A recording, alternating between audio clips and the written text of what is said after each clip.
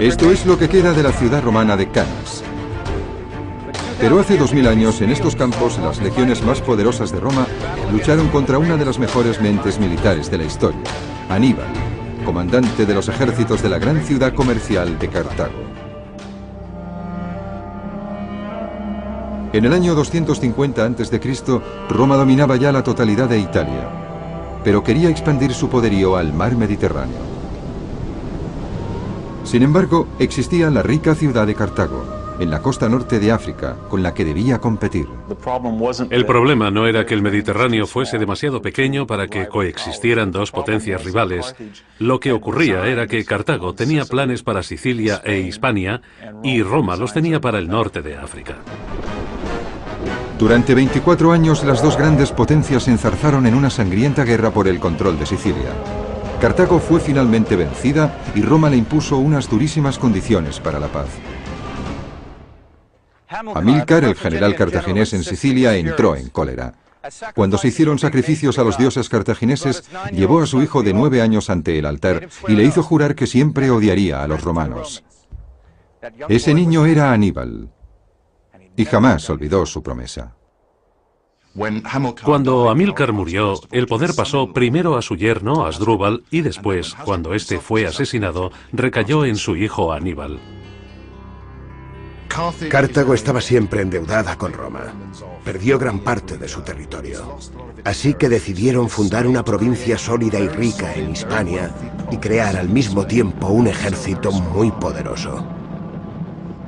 A Roma le preocupaba la ascensión de Cartago y buscaba alguna excusa para volver a derrotar a su viejo enemigo. Cuando Aníbal atacó una ciudad hispana aliada de Roma, encontraron la excusa perfecta para declarar la guerra. Fue Aníbal quien atacó primero. Aníbal pensó que la única manera de vencer a Roma era combatir directamente a los romanos en Italia, en Roma. La estrategia de Aníbal es uno de los casos más claros de la historia en los que se demuestra que la mejor defensa es un buen ataque. En el año 218 a.C., los cartagineses iniciaron su marcha hacia el norte a través de Hispania con un ejército de 100.000 hombres y 37 elefantes. Y entonces Aníbal hizo algo totalmente impensable. Cruzó los Alpes en mitad del invierno. Aníbal era un líder que gozaba de un gran carisma. Podía hacer que sus tropas realizaran cosas que muchos hombres no habrían soñado hacer jamás. Un ejército al mando de Aníbal podría pretender cualquier hazaña. Era un hombre joven, de 20 y tantos años, pero su eterno odio a los romanos le guiaba a él y al resto de su ejército. Los romanos se enfrentaron con Aníbal por primera vez en la batalla de Trebia. Con la nueva tecnología de videojuegos podremos ver a Aníbal en acción como nunca antes lo habíamos hecho.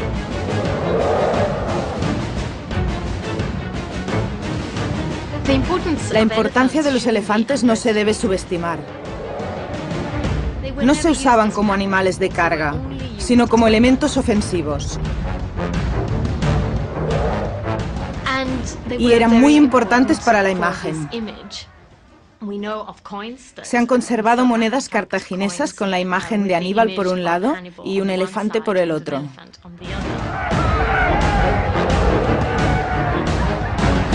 Las legiones romanas fueron vencidas por el ejército de Aníbal y por sus elefantes de guerra. Al año siguiente ocurrió lo mismo en el lago Trasimeno. Roma envió un segundo ejército que sufrió una segunda derrota. Parecía que nada podía detener a Aníbal.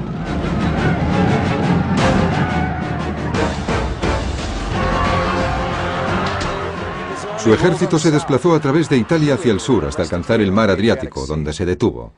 Aníbal se hallaba ya a menos de 150 kilómetros de Roma. Las legiones romanas ya habían sufrido más de 100.000 bajas.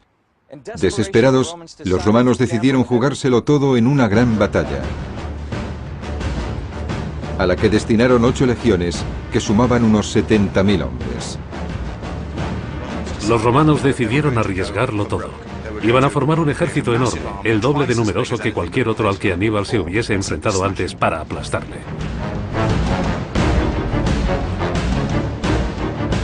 El 2 de agosto del 216 a.C., el poderoso ejército romano encontró a Aníbal cerca de la ciudad de Canas. Todos los pronósticos estaban contra Aníbal, pero él contaba con su ingenio. Se trataría de la batalla más sangrienta de la antigüedad.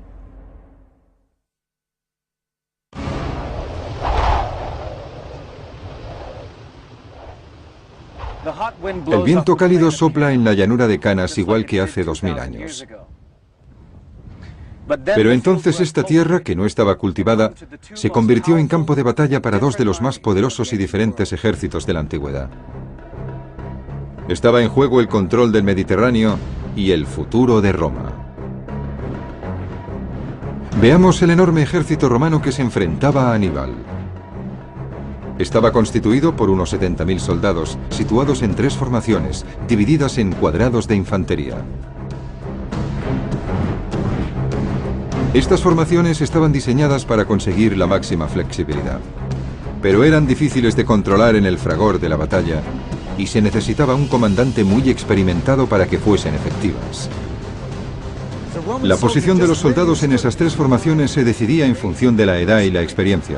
Los que tenían entre 17 y 25 años se colocaban en la primera formación, el núcleo de la batalla. Los nuevos reclutas ganaban experiencia o morían. Si llegaban a los 25 años se les situaba en la segunda formación, constituida por soldados con experiencia, y si conseguían sobrevivir hasta convertirse en curtidos combatientes, se colocaban en la tercera formación.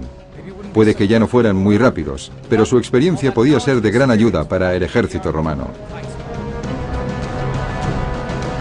Veamos qué fue lo que contempló Aníbal y su ejército. Los legionarios de la primera formación actuaban como cortina, haciendo que fuera difícil saber cómo se organizaban las tropas romanas o cuántas eran. El ejército de Aníbal no se parecía en nada a la maquinaria militar romana dispuesta en el otro lado del campo de batalla. Era un ejército formado por soldados de distintas procedencias. Desde África habían llegado los lanceros libios y la caballería númida con sus pequeños y rápidos caballos. Había galos de la actual Francia, así como guerreros hispanos luchando a pie o a caballo.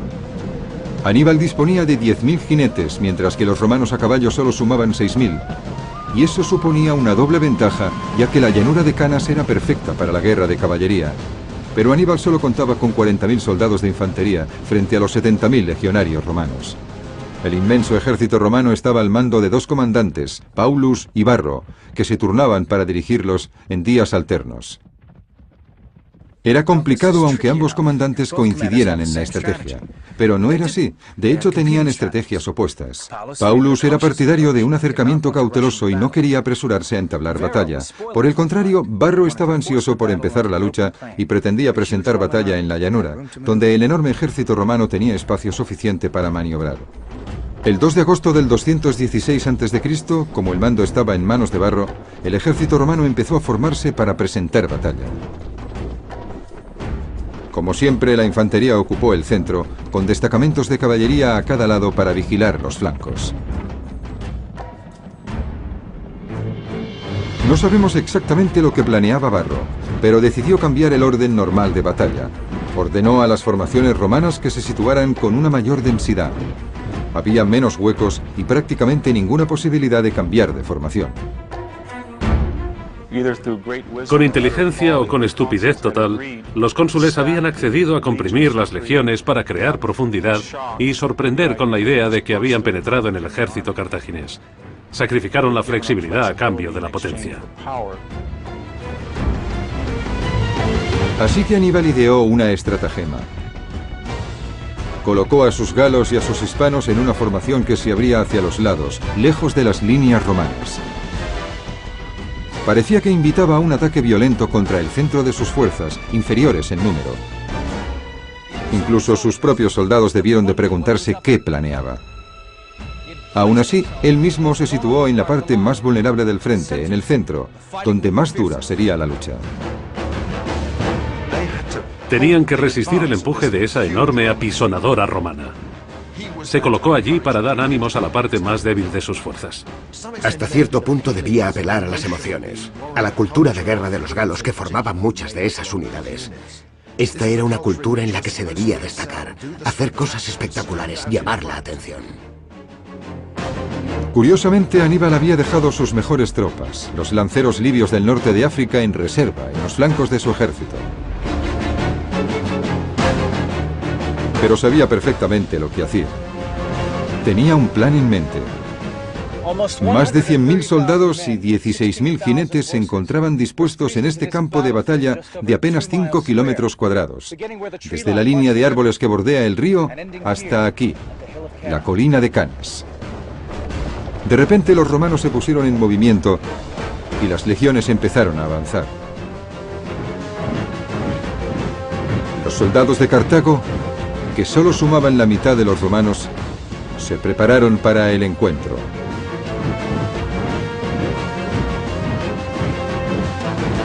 La batalla de Canas había empezado.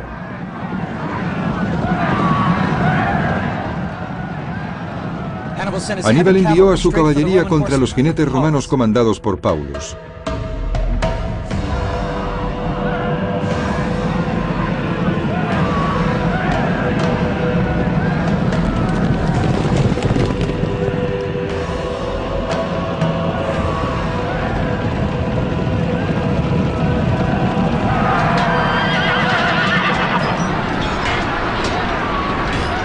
La lucha fue feroz y brutal. Mientras tanto, la caballería númida de Aníbal atacó el flanco izquierdo de los romanos al mando de Varro. Mientras la caballería cartaginesa y romana luchaban, las 8 legiones de infantería avanzaron hacia la posición de Aníbal. Cuando solo estaban separadas por unos 10 metros, cada legionario tiró su lanza, el pilum. Después sacaron los gladius, las pequeñas espadas fabricadas con acero de Hispania reforzado, y chocaron contra el ejército cartaginés.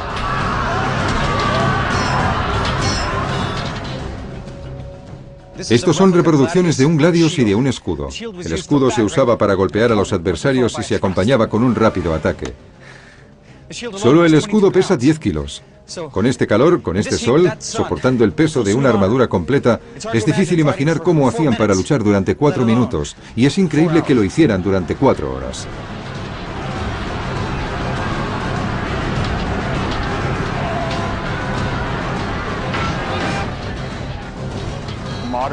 Las reconstrucciones modernas del arma nos enseñan que un hombre musculoso con un gladius tenía más fuerza, más potencia ofensiva que una lanza, una flecha o cualquier otra arma manual o proyectil.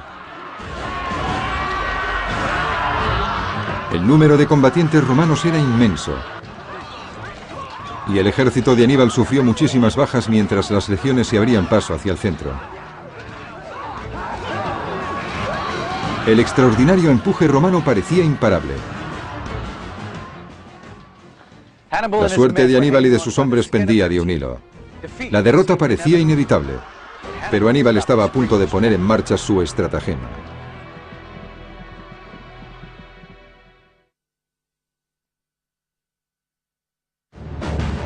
Cartago y Roma luchaban por la supremacía en el Mediterráneo.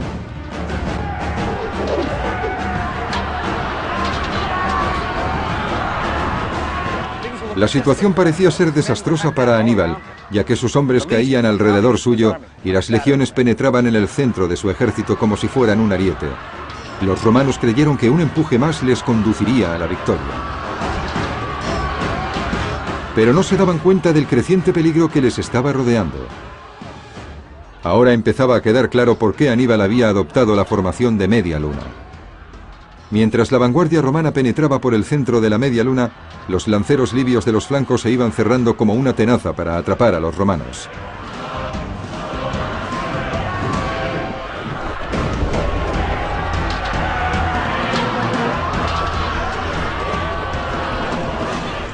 Los soldados del centro del ejército romano no podían utilizar sus espadas. Arrojaban lanzas, jabalinas y piedras contra las tropas cartaginesas, pero no podían responder adecuadamente. Se hallaban demasiado apretujados.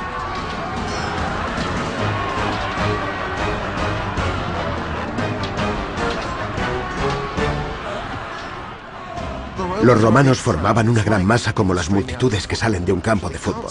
No veían lo que pasaba. En ese momento, la caballería de Aníbal superó a los jinetes romanos por ambos flancos y empezó a rodear a las legiones.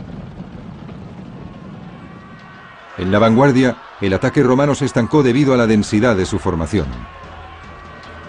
Y entonces la caballería cartaginesa los cercó por detrás.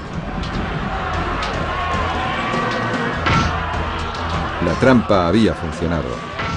El gran ejército de Varro y Paulus había quedado totalmente rodeado.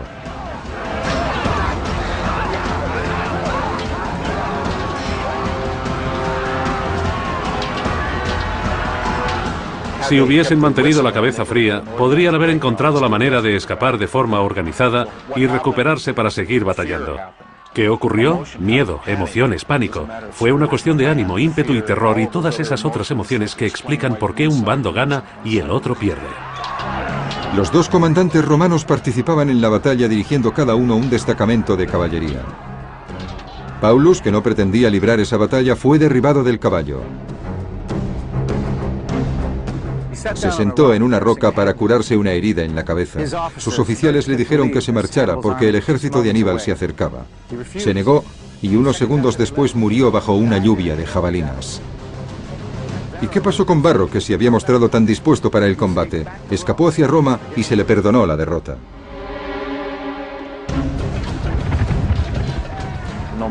No importaba lo poco inteligente que en retrospectiva parecía haber sido para los romanos la decisión de Varro. No iban a cuestionarla porque el rasgo principal de todos los comandantes romanos era la agresividad. Hay que tener en cuenta que lo que ocurrió en Cannas no debía haber ocurrido. Los estrategas militares no podían prever que un ejército inferior en número pudiera rodear de forma concéntrica, por todos lados, a una fuerza numéricamente superior. Pensar que alguien como Aníbal llevara eso a la práctica era algo muy audaz y no debería haber ocurrido jamás. Por la noche, Cannas era un campo de sangre y de miembros cercenados. La batalla había durado solo 4 horas, pero casi 50.000 romanos y 10.000 cartagineses habían muerto. Unos 200 hombres por minuto. Casi un tercio de los senadores romanos, los políticos que gobernaban Roma, yacían muertos o habían sido capturados. Fue la peor derrota sufrida por Roma.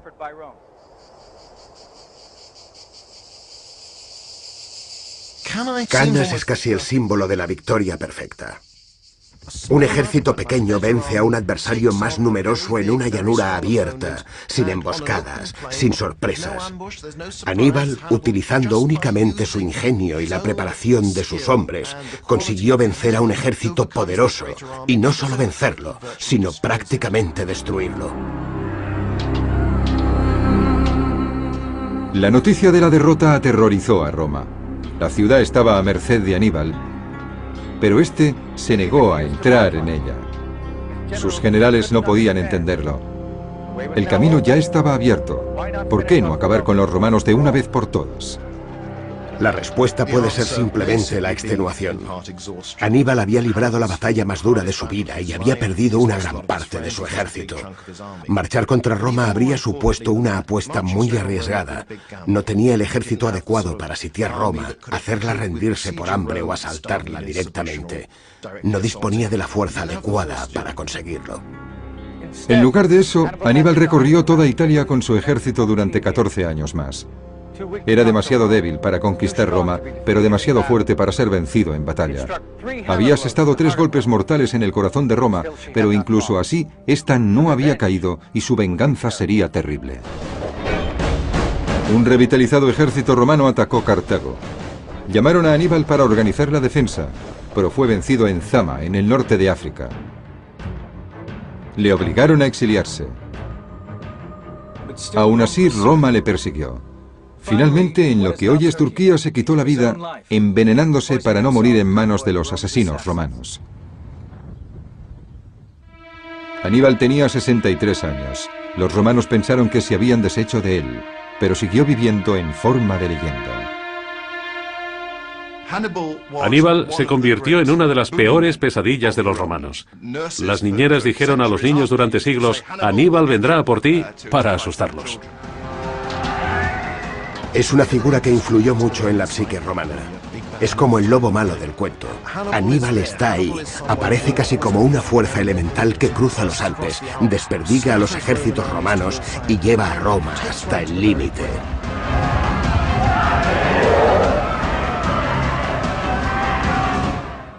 Aníbal mantuvo la promesa que hiciera a su padre y a sus dioses, pero al no poder destruir Roma, la había hecho más fuerte. Los romanos aprendieron una amarga lección y reorganizaron su ejército. 50 años después de la muerte de Aníbal, no solo habían borrado Cartago del mapa, sino que habían arado la tierra en la que se asentaba y habían plantado sal. Pero no pudieron borrar nunca el recuerdo de Canas. Aníbal lo había grabado con la sangre romana derramada.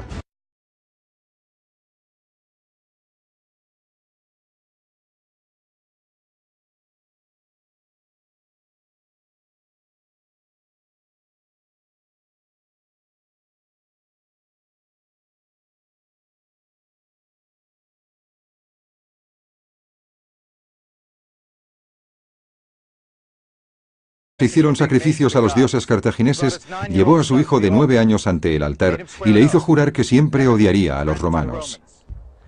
Ese niño era Aníbal, y jamás olvidó su promesa. Cuando Amílcar murió, el poder pasó primero a su yerno, Asdrúbal, y después, cuando este fue asesinado, recayó en su hijo Aníbal. Cartago estaba siempre endeudada con Roma. Perdió gran parte de su territorio. Así que decidieron fundar una provincia sólida y rica en Hispania y crear al mismo tiempo un ejército muy poderoso. A Roma le preocupaba la ascensión de Cartago y buscaba alguna excusa para volver a derrotar a su viejo enemigo. Cuando Aníbal atacó una ciudad hispana aliada de Roma, encontraron la excusa perfecta para declarar la guerra. Fue Aníbal quien atacó primero.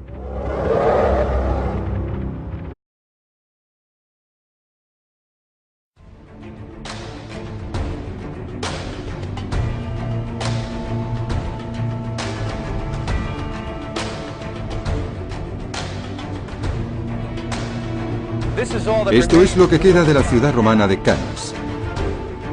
Pero hace 2000 años, en estos campos, las legiones más poderosas de Roma lucharon contra una de las mejores mentes militares de la historia, Aníbal, comandante de los ejércitos de la gran ciudad comercial de Cartago. En el año 250 a.C., Roma dominaba ya la totalidad de Italia, pero quería expandir su poderío al mar Mediterráneo. Sin embargo, existía la rica ciudad de Cartago, en la costa norte de África, con la que debía competir. El problema no era que el Mediterráneo fuese demasiado pequeño para que coexistieran dos potencias rivales. Lo que ocurría era que Cartago tenía planes para Sicilia e Hispania y Roma los tenía para el norte de África. Durante 24 años, las dos grandes potencias se enzarzaron en una sangrienta guerra por el control de Sicilia. Cartago fue finalmente vencida y Roma le impuso unas durísimas condiciones para la paz. Amílcar, el general cartaginés en Sicilia, entró en cólera. Cuando